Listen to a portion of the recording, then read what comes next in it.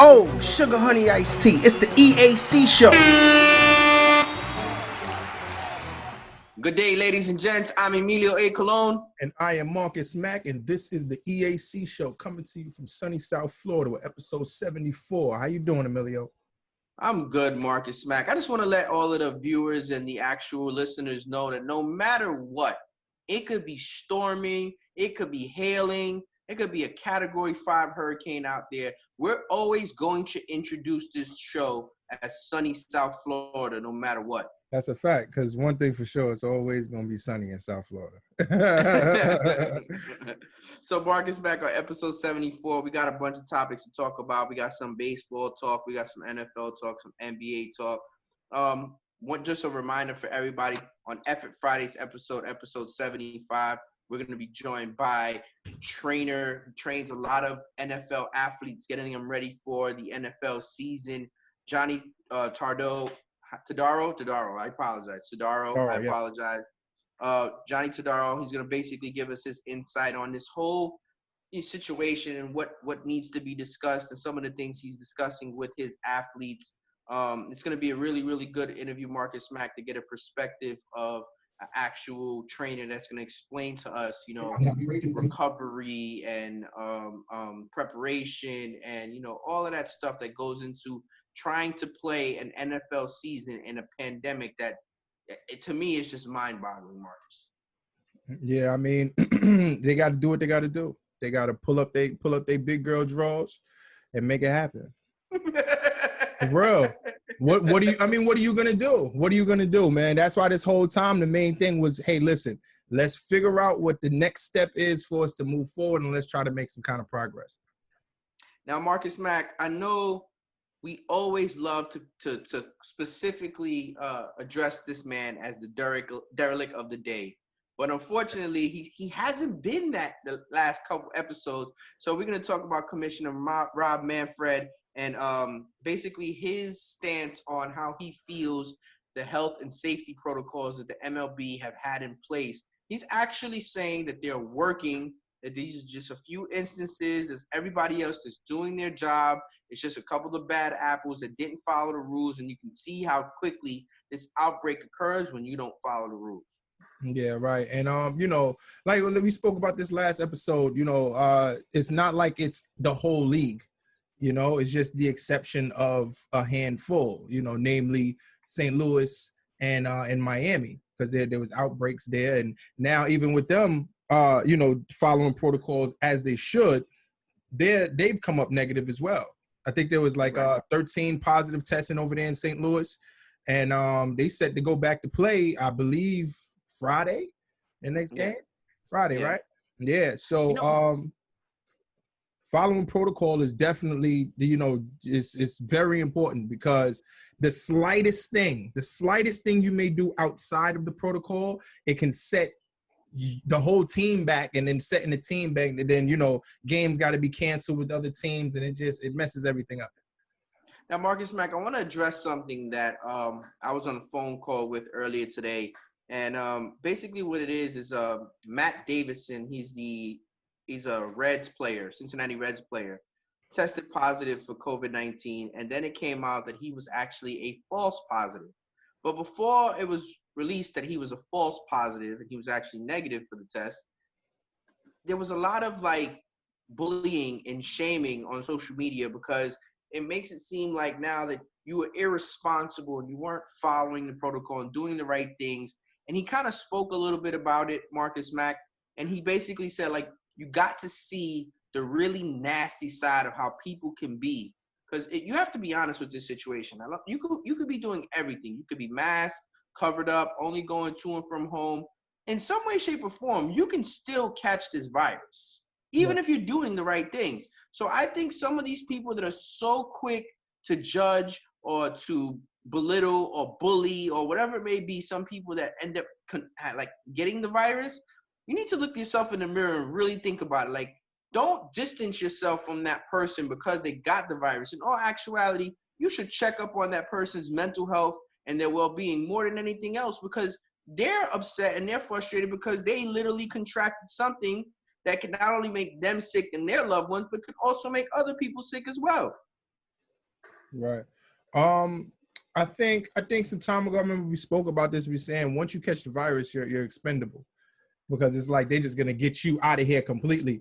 And of course, amongst the players, I think there should definitely be some kind of support. Because let's look at the grit of this. The grit of this is that there is us. This is a worldwide pandemic. You understand what I'm saying?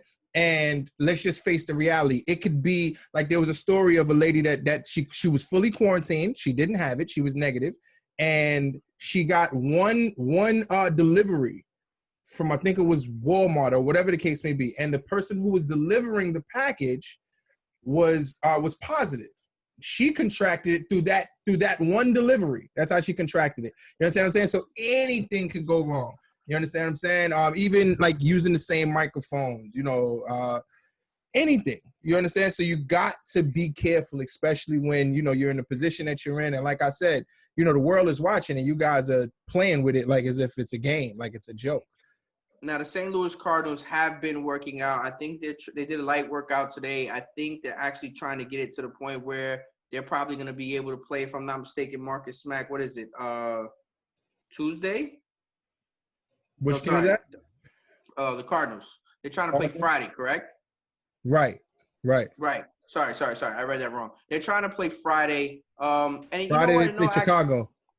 Right. In all actuality, Marcus, I think like Commissioner Manfred did state, these are just a couple of people that they got a little bit lax with the situation. They weren't following the proper protocol. They weren't doing the right things. They weren't taking it serious enough.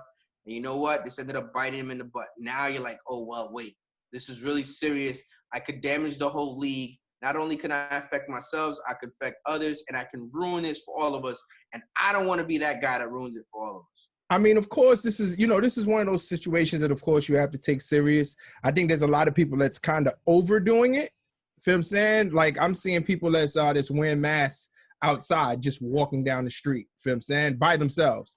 Or in their car, in the comfort of their own space, in their own car, wearing a mask. Feel what I'm saying? But this is not one of those situations where you can underestimate the enemy here. You can't underestimate it. So you have to follow proper protocol. Obviously, if you're going somewhere, wear your mask. Try not to touch things. If you don't have to go anywhere, don't go to these places. I mean, let's be honest. Wearing a mask in your own car when there's nobody there, that's like wearing a condom to the grocery store. Like, what do you like, you understand what I'm saying? Like, what are you doing? What do you need it for? You understand what I'm saying? But then at the same time, if you want to overbid it and just, hey, I'm wearing my mask all the time, then so be it. It's not good for your respiratory system and all. You breathing in your own air, but then they got the ones with the you know what I'm talking about, right? Yeah. So whatever, but don't underestimate the enemy right now, man. And in the position that these athletes are in, I don't think that I think it's even worse for them. Like, they need to take this serious because you got the whole world watching. It's already so many people that just don't care. You know what I'm saying? Don't add to that. No, of course. Absolutely, Marcus Mack. And I want everybody to understand and get this, that not for nothing, that whoever wins this COVID championship MLB season will be recognized as an actual champion. So let me get this straight. The Miami Marlins are 4-1 and they haven't given up a run in the last 3 games. So even though they caught COVID-19, that ain't stopping them from playing good baseball. Yeah, that's a fact. That's a fact. So we're still looking. And then what's so crazy? You come into contact with the virus, you contract it. That slows up everything, even practice. You can't be around nobody. You got to quarantine. You can't. You understand? You got to be in your house by yourself, quarantined until further notice. So you're tested and you come up negative. So you guys just follow the protocol, man. Shout out to the corporate thug himself, Rob Manfred. You know what I'm saying? And shout out to all the other players and all the other staff members and coaches and everybody else that's doing their thing and they're following the proper protocol. Right. Let's keep this season positive. Good, negative. Shout out to them. So this part of the show is going to be brought to you by our sponsor, ElCubanoSandwichShop.com. Use the promo code EAC and receive discounts on online pickups or delivery orders. Enjoy a natural cafe con leche or that natural pre-workout shot of that Cuban coffee to start your day. The daily lunch specials and their steak sandwich is next level. Once again, use the promo code EAC. That's ElCubanoSandwichShop.com or 954-906-5110 Remember, use the promo code EAC, and that's El Cubano Sandwich Shop in Coral Springs. Marcus Mack, before we get into the actual basketball part of this show, I would like to give a shout out to your Brooklyn Nets. And the reason why I want to give a shout out to your Brooklyn Nets is because your Brooklyn Nets just defeated the Milwaukee Bucks, and the Brooklyn Nets were underdogs by 19 points. A line that big has never, ever, ever, ever had an underdog winning since 1993. Now, Marcus, you and I discussed this on the pre-show. You and a bunch of other people in this world, there's only 3 Brooklyn Nets players they can name. They can't name nobody else. So shout out to those nobody else's, for real, for real. Right. Yeah, man. Big shout out to them. In this particular case, they are the unicorns of point spreads. I was expecting more than I was expecting. Where Brooklyn at? I was expecting more than that, Marcus. You know what it is? Either way, win, lose, or draw, it's going to always be Brooklyn till the casket drop. That's just it. You understand what I'm saying? But to see this was definitely really dope, man. This was really dope. Hopefully we come to a day where Brooklyn is not the underdog. You know what I'm saying? I wanted to ask you this. I never got an opportunity to discuss this with you, Marcus. When you guys were actually awarded the New Jersey Nets, who ended up turning into the Brooklyn Nets, what kind of feeling did you have that Brooklyn was actually getting a sports franchise? The money that was gonna come to the town. For real. That was the first thing I thought about. There's about to be a whole bunch of money in the town, because right where they got the Barclays Center at, there's so many small businesses that opened up as a result of the Barclays Center being there. So that was the first thing, obviously, that came to my mind. And the property value going up. Only Lord knows everything is already super expensive in New York. But definitely, man, that was the first thing that came to my mind, the opportunity. I hear you, Marcus Mack. Well, the LA Lakers are trying to recreate their actual LA atmosphere in the Orlando bubble, Marcus Mack. When I saw this article, I was like, this doesn't even make sense, because you can't create what's in LA back in Orlando. Right. But they're basically trying to sit there and say that they're trying to do all of the same things that they normally do in LA playing at the Staples Center. They're trying to do in the Orlando bubble at Mickey Mouse's house. Right. So they had their announcer pre-record some introductions that they normally have at the Staples Center. So what was said by what was said by their announcer was, hopefully this would give them just a little bit of that homemade cooking. You know what I'm saying? Something, whatever they're doing over there in Orlando, we'll give them some of this, give them that feel. You understand what I'm saying? This is off the record. They probably burn some special incense, some the smell, the whatever they hear that brings it closer to home. So I'm gonna tell you right now, they need more of that, because they got beat by the Toronto Raptors and they got blown out today by the OK City Thunder. Like, literally, they got smashed. Which OKC was the underdog, right? Yeah, OKC was the underdog in that game. They were getting 5.5 points, and they ended up winning, I think, by 15 or something like that. I didn't even check the final score. Last time I checked, the Lakers were down 17. Yeah, the game should be over by now, right? What time is it? Marcus, yeah, but listen, the NBA has been really good, but it's been unpredictable, and I think it's unpredictable because some of these guys are not used to the certain situations that they're in. They're not in their home arenas. The routines are different. They're trying to make it as routine as possible, but it's not, because you're playing at weird times. You're not playing at 7 o'clock. Some of the games start really, really early, or midday games that some guys aren't used to. Some guys are taking midday naps before playing a basketball game. That's just part of your routine, And when you're playing in this Orlando bubble environment, you have to switch things up and you have to adapt. We're seeing teams like like your Brooklyn Nets beat the Bucks, which is very rare. We're seeing the OKC Thunder beating on LeBron James and Anthony Davis and the Los Angeles Lakers. We're seeing teams like the Orlando Magic win games that sometimes you might think they have no business winning. So we're seeing things happen that normally wouldn't happen. We saw, shout out to Devin Booker and the Phoenix Suns. They beat the LA Clippers the other night on a game-winning shot by Devin Booker. Devin Booker is ice cold. He's always been a great player, but you know, at the end of the day, that's not supposed to happen technically. You know, the LA Clippers are not supposed to lose to the Phoenix Suns, Marcus Mack. Yeah, well, you're gonna see a whole lot of overcoming, a whole lot Upsets. a whole lot of upsets, a whole lot of people coming and showing up and showing out. You're gonna see a whole lot of that.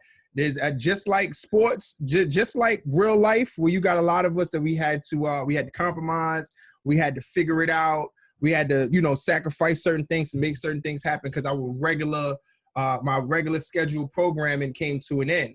You understand what I'm saying? So just like us, just like, you know, regular people walking around, the athletes got to do the same thing. You know, they got to recreate the chemistry. They got to recreate the feel. They got to get out there and they got to make something happen.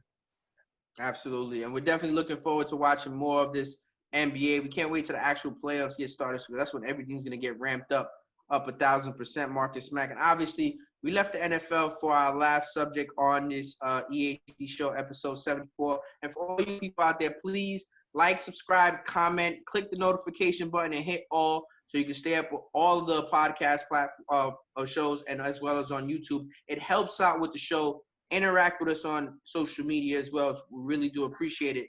But we're going to talk a little bit about this NFL stuff, Marcus. Once again, we're going to have NFL trainer. He's a trainer for NFL athletes. Johnny Tadaro with us on Friday's show. And he's going to explain to us a lot of stuff that the NFL players are going through. One of the things that the NFL players are going through, Marcus Mack, you and I discussed, did you see the Denver Broncos literally sanitizing their actual athletes as they were walking out of the locker room? There was like a mist over them. I'm going to tell you what's so funny about that, right? Because I remember when this thing first happened, and this goes to show you, if you don't jump on something, it's going to happen and somebody else is going to make bank off of it. When this thing first happened, the first thing that came to my mind is, yo, we should have one of those things at the airport. This is exactly what my thought was. We should have one of those things like how they have at the airport where the breeze blow down, where you walk through it, but instead of air coming down, it should be some kind of disinfectant or something like that. Obviously, I was thinking to myself, they probably made that already, which at that time was probably already made and waiting for somebody to put into effect. But I thought that was dope, though. I ain't even gonna lie. When I see that, I was like, oh, that's my idea. I stopped thought of that. They going over the top when it comes to optics, when it comes to this situation, Marcus Mack, because they know. And this is, I've spoken to somebody in the NFL that told me this out their own mouth. They feel like by week 4, this league is going to be done because they don't feel confident enough that they're going to be able to keep these coronavirus cases down with everybody physically touching each other. No chance. I mean, unless they figured out a way to use the same NBA system, which I don't think that's going to happen. They're not doing that. There's no way in the world they're going to be able to make that happen. Because the whole thing is that if all of the players were negative, you don't have to worry about that. You understand? Right. So, you know, the thing is, which why I thought that the bubble was just so dope, is because everybody's in one place. You don't have to worry about nothing. Like, you understand what I'm saying? But you can't simulate that same thing with the NFL. Now, I want to get back to this a little bit, Marcus Max. I want to backtrack a little bit because all of these rules and protocols are in place in the NBA. Like, you can't do this. They got the snitch line, all types of stuff. And that's because you expect all these NBA players to do basically what Lou Will did and have a lapse in judgment and make a bad decision and do dumb stuff like that, right? Mind you, we all know Lou Will went for them fly-ass chicken wings that they got in Magic City. So we know why Lou Will was there. It wasn't the ass, thighs, and titties. It was for the chicken wings. So we understand that, Lou Will. We with you. But the MLB is the one that, and it's shocking to me because you would think they'd be the one that followed the rules. They were the one that broke the rules. So in anybody's right mind, right? You mean to tell me that you expect actual NFL players, the ones who get in trouble majority of the time the most, the ones that don't follow the rules the most, the ones that literally are the most vocal when it comes to certain things, or, you know, anything on social media, whatever, they run the Twitter, they run the Instagram, they just post left and right. You mean to tell me that you actually think that these grown men are going to follow the rules to keep the season going? It's their job. They don't care. It's their job. That's the part of it that really sticks out the most to me. It's their job. They're supposed to. There was a famous damn, I wish I remember off the top of my head, but there was a famous story about how they were doing this at the rookie symposium at the NFL Combine. And matter of fact, now I know who said it. Mark Schlereth. Shout out to Mark Schlereth. Mark Schlereth said this, and it was a symposium at the rookie combine where they're sitting there, they bring in all the rookies, and they're trying to teach all the rookies about what's going on or whatever. But while there's some rookies there, there's also some veterans that are sitting in the lobby that are part of the proceedings. Some of these veterans, they've been there for a couple of years, whatever. But they bring in a couple of girls, and the girls that are in the lobby, they're really, really fly. They look really, really good. They're hot ladies, right? And they're sitting there, and they're trying to mac to these ladies, and this, that, and the third, and blah, blah, blah, blah.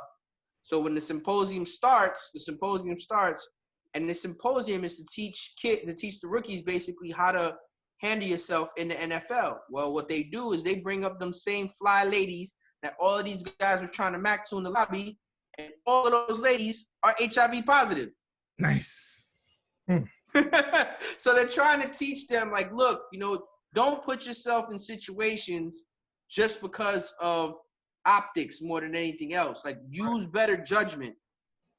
Right. For sure. So in all actuality, the minute one of these fly ladies end up walking right by any of these NFL players, they're all gonna break protocol, Marcus Mack. Which is sad to say. This is a message to all my young guys out there. I'm not talking to the old guys because y'all just gonna do what y'all want to do. But talk to the young guys, which they're gonna do what they want to do anyways too. But don't think with your penis, man. I'm gonna rephrase that. I don't think any offensive linemen and defensive linemen are gonna break protocol. But some of those wide receivers, running backs, quarterbacks, they're definitely gonna break protocol, Marcus Mack. Why is that? They just, some of them are just about themselves at the end of the day. Like, they claim team, and they claim brother, but some of them. I'm not saying all of them, and I hope everybody doesn't take offense to this, because you're always offending somebody when you say something in all actuality. Offend them! Or we're going to wait until Friday to offend them. In all actuality, it's like, they're more about me. And almost in a sense, you got to have that selfish mentality playing that type of sport. You understand? So it's understandable, but you got to be able to learn how to disconnect once you stop playing the sport and get back to just being just the regular person that you are in society. Right. And I think anyone with a public, some kind of public platform has, so to speak, a public persona. You understand? Somebody, you might have, this is who the public knows, and this is who I am as a man. In this particular sense, you have to follow the protocol of who you are as a man, because the things that you do outside, you could bring back home. You understand what I'm saying? So proper protocol, which of course in regular everyday life, like you said, these girls are all HIV positive. Some of these guys have girlfriends and wives, which we go back to, we don't want to embarrass anybody or, make anybody feel the ways. But this is just the reality of it. In regular everyday life, you have to have a spirit of discernment. You have to use discernment when you walk in anywhere outside of your threshold, or for that matter, whenever you're making a decision. And right now, in these times, you have to use better judgment. Absolutely. It's crazy, Marcus Mack, because in the pre-show, we discussed the NFL talk was going to be about Stephon Diggs and him going to Buffalo and, basically saying that he wasn't really interested in trying to push himself out of Minnesota. But we did so much on talking about this situation just now that we don't even really got to address this Stephon Diggs situation at all. We could just, we don't even got to talk about it. The Stephon Diggs thing was pretty simple, though. It was really pretty simple. It was just pretty much, he wanted a change. He had nothing bad to say, which, just for the record, for PR purposes, what is he going to say? Yeah, exactly. And, I was being treated hardly. He'll say it on social media. Yeah, I mean, even then, just to say it, on a public platform, it's like, what I'm gonna say? They was treating me like garbage over there in Minnesota, so I'm going to New York. No, he'll do it. He'll do it in 140 characters or less, Marcus Mack, with a That's couple a of fact. emojis, couple of emojis, some fire emojis and stuff like that, lightning bolts, something like that. Yeah, that's a fact. The bottom line is that he's getting more of what he's looking for in the Buffalo Bills. And any businessman or any person at all, you would always want, a better situation. So it's like, okay, if the situation over here wasn't exactly what I wanted, but I stayed there for a period of time and now I've gotten out of that and I'm in something else. That don't say that he tried to force his way out. It could have been anything. And trust me, the good people over there at Minnesota, they know what time it is. And the good people at Buffalo, in Buffalo, they already know what they're providing, and Stephon Diggs know what he's willing to take, so he's over there in Buffalo. The only thing I didn't like about that interview, Marcus Mack, and if you guys can check it out, you guys can just go look it up on the internet, on ESPN or whatever it may be. The only thing I didn't like about that interview is when the actual person that was interviewing tried to bait him and basically was like, well, how do you know that Buffalo is going to be a better situation than the Minnesota Vikings? Yo, listen, man. Take your stick and shove it up your ass. Like, why would you ask such a rhetorical ass question like that? That was media madness. That was media madness. And every single athlete already know what they up against when they stepping in front of those cameras and those people with them pen and pads. They already know what they facing. And he was very sharp about it too.